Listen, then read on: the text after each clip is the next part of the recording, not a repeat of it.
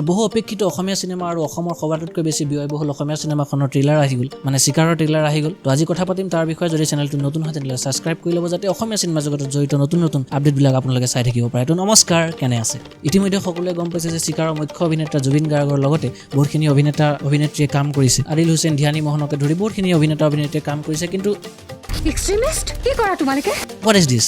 মোৰ ডাউট হৈছে অভিনয়ৰ ওপৰত কিন্তু সেইখিনি বিষয়ে সবিশেষ আমি চিনেমাখন চালে গম পাম বাকি সিনেমাখনৰ বাজেট 3 কোটিৰো অধিক বুলি কোৱা হৈছে আৰু বাজেটটো এই ট্ৰেইলাৰটোৱে ফিল কৰাইছে নে নাই আৰু যদি মই কওঁ 50-50 বুলি কম মই কিয় এনেকৈ কৈছোঁ যদি ট্ৰেইলাৰটো আপোনালোকে চাইছে তেতিয়াহ'লে নিশ্চয় গম পাইছে কাৰণ চিনেমাখনৰ 70% শ্বুট লণ্ডনত কৰা হৈছে আৰু 30% শ্বুটে অসমত কৰা হৈছে আৰু চিনেমাখনত সবাতোতকৈ বেছি VFXৰ ইউজ কৰিছে বৰ্তমান সময়লৈকে সবাতোতকৈ বেছি VFX ইউজ কৰা অসমীয়া চিনেমা চিকাৰে হ'বলৈ গৈ আছে তো সেই ঠাইৰ পৰা চিনেমাখন কেনেকুৱা হ'ব সেইটো লক্ষণীয় হ'ব কিন্তু VFX বহুত বেছি ইউজ কৰিছে বুজি পাইছোঁ লেকিন হোৱাট ইজ দিছ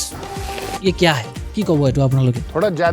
কমেণ্টত নিশ্চয় জনাব বাকি কাহিনীৰ বিষয়ে টিজাৰটো আহোঁতে কৈছিলোঁ যে এইটো প্ৰতিশোধৰ কাহিনী হ'ব আৰু ট্ৰেইলাৰটোৱে সেইটোৱে প্ৰমাণ কৰিলে যে কাহিনীটো প্ৰতিশোধৰ হ'ব য'ত শংকৰৰ প্ৰেমিকাৰ হয়তো ৰেপ হ'ব বা তেনেকুৱা কিবা ধৰণৰ কাহিনী হ'ব আৰু তাৰ প্ৰতিশোধৰ কাৰণে শংকৰে অসমৰ পৰা লণ্ডন পাব সেই অসমৰ পৰা লণ্ডন পাওঁতে কেনেকুৱা ধৰণৰ সমস্যাৰ সন্মুখীন হয় কি ঘটনা তেওঁলোকৰ লগত ঘটে সেই গোটেইখিনি আমি চিনেমাখনত দেখিবলৈ পাওঁ বাকি ট্ৰেইলাৰটোৱে বহুতখিনি চিনেমাখনৰ বিষয়ে ৰিভিল কৰিয়ে দিছে আশা কৰিছোঁ ইয়াতকৈও বেছি চিনেমাখনত আৰু কিবা কিবি আমি চাবলৈ পাম কাৰণ ট্ৰেইলাৰটোত ইমানখিনি দেখুৱাটো প্ৰয়োজন নাছিল সেইটো মোৰ ফালৰ পৰা ভাল হৈছে বুলি মই নকওঁ কিন্তু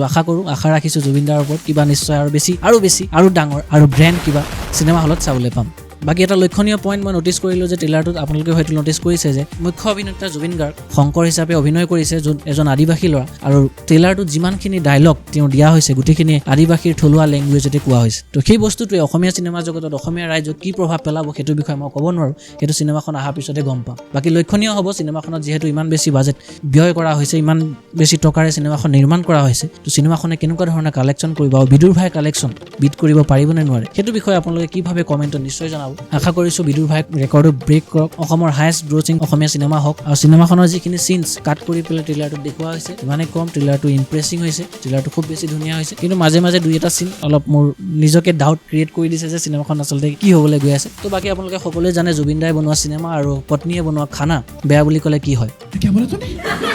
তো সেইটো বিষয়ত মই ক'বলৈ নাযাওঁ তো আজি ভিডিঅ'টো ইমানতে সমাপ্ত কৰিছোঁ লগ পাম এটা নতুন ভিডিঅ'ত তেতিয়ালৈকে চাই থাকক ছেটাৰডে নাইট বাই